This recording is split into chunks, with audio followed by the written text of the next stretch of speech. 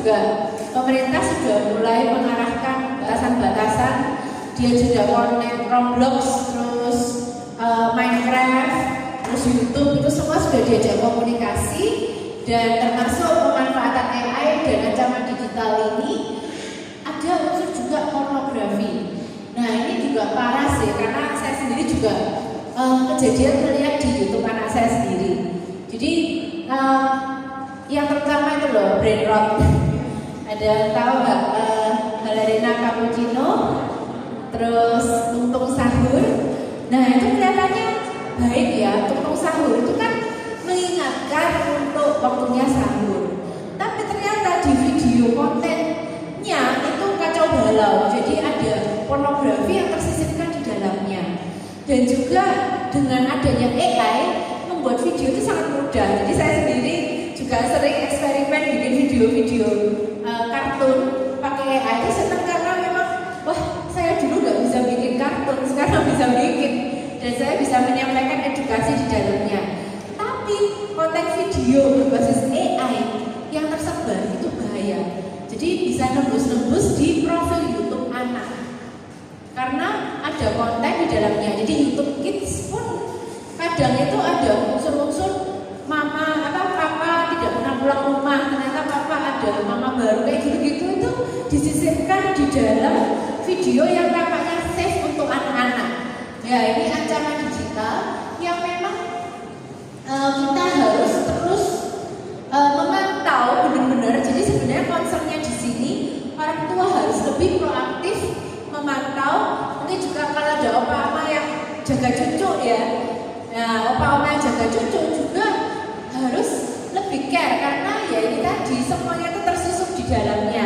Yang bahaya juga judi online. Jadi ternyata 80.000 anak itu pakai judi online. Nah ini bahaya ya, karena judi itu juga ada dopaminnya kan.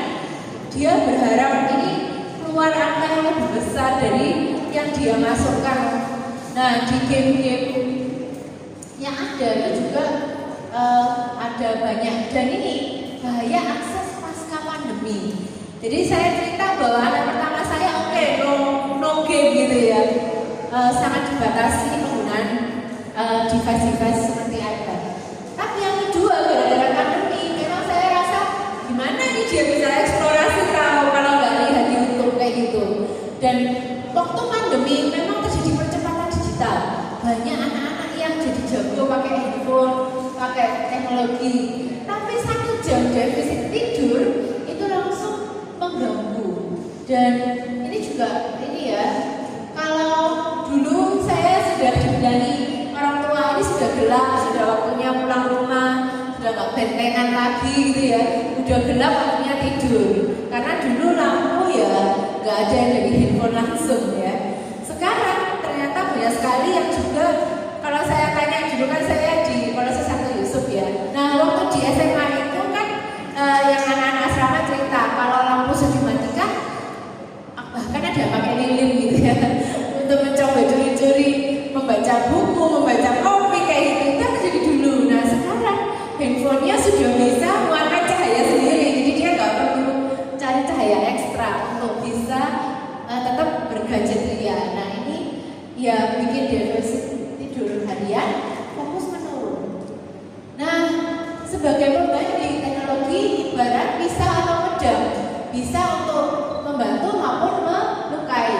Dan keluarga itu jadi tempat untuk iman, moral, dan kebijaksanaan ditaburkan.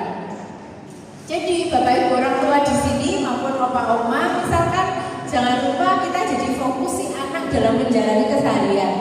Saya sendiri juga kadang, wah ini sudah capek ya, sudah 1 hari penuh kerja, mungkin di tempat kantor juga ada drama-drama gitu ya.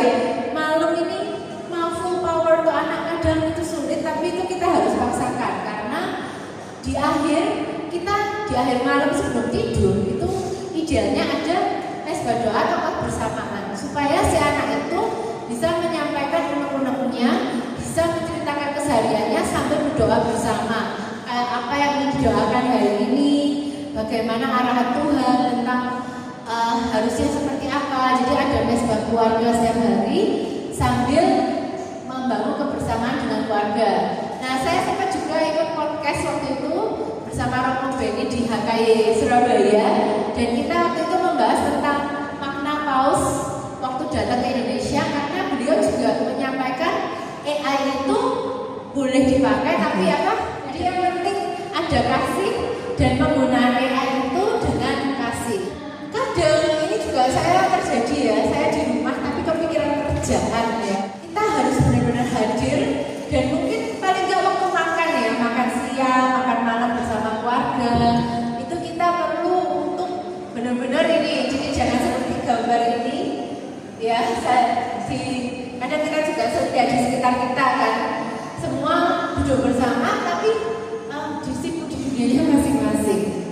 Jadi kita perlu hadir secara penuh, dan ada ternyata inspirasi dari salah satu katolik pertama yang menggunakan internet untuk mengumpulkan mukjizat Ekaristi. Jadi waktu itu di era digital, hajat itu bisa jadi alat pewartaan. Jadi sisi positifnya sebenarnya bisa untuk pewartaan dan bukan sekedar hiburan. Nah, bahaya ini gembala anak kita siapa ini ya? Nah, bahayanya kalau kita diam, ya algoritma, program atau AI di balik TikTok, YouTube, dan game itu akan membentuk nilai moral anak kita. Jadi dia akan mulai profiling si anak, dan memang masalah di sosial media dan AI itu yang penting kalau dari sisi business intelligence, gimana mendatangkan keuntungan terbesar untuk TikTok, gimana mendatangkan keuntungan untuk YouTube, dan itu banyak algoritmanya.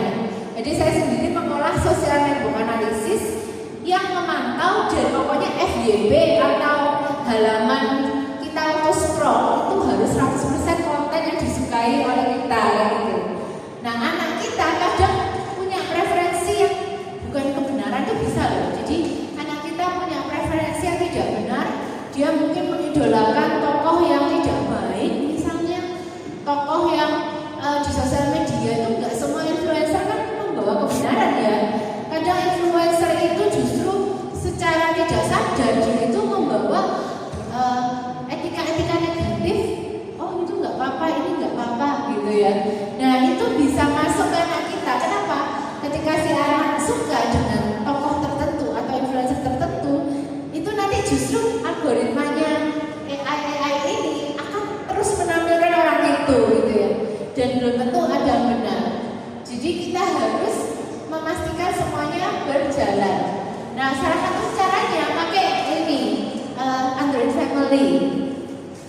Ada sudah pakai Bapak Ibu Family? Jadi di Family itu kita bisa membatasi berapa jam anak beraktivitas dengan gadget. Di iPad juga sama. Saya sendiri pernah numpang di temannya Papa, dan waktu itu si anaknya dari temannya ini punya jam-jam. Jadi di iPad itu kita bisa membatasi screen time, dan ketika waktunya itu nyala, memang device-nya off gitu. Jadi nggak bisa untuk semua nih TikTok, YouTube, game. Dan si anak itu sampai minta saya, tolong teleponin Papa dong, bilangin PIN-nya berapa gitu ya. Nah, itu memang ya sebuah nilai moral yang harus kita masukkan ke anak-anak, bahwa semuanya ini boleh dipakai tapi harus dibatasi. Jadi infinite scroll itu sebuah teknologi di dunia AI juga. Jadi pernah nggak Bapak Ibu scroll TikTok, YouTube, Instagram, terus muncul ini sudah konten terakhir gitu ya. Terima kasih, ini konten terakhir hari ini gitu ya. Nggak ada ya. Kita scroll itu terus, mau berapa lama itu terus. Semakin bawah sebenarnya itu semakin rendah relasi atau algoritmanya itu punya skor atau nilai yang semakin rendah dengan preferensi kita. Nah, jadi makin bawah itu kontennya bisa makin kacau balau, bisa merambah topik-topik lain yang mungkin belum tentu benar untuk si anak. Jadi mungkin Bapak Ibu sekilas lihat awal-awal dia nonton kartun yang kalau di Amerika itu kan ada World of Movies untuk anak-anak yang memastikan kontennya aman. Jadi kita di awal lihat oh dia buka yang aman. Tapi lama-lama dia scroll bisa jadi keluar konten-konten lain yang belum dikurasi. Video-video AI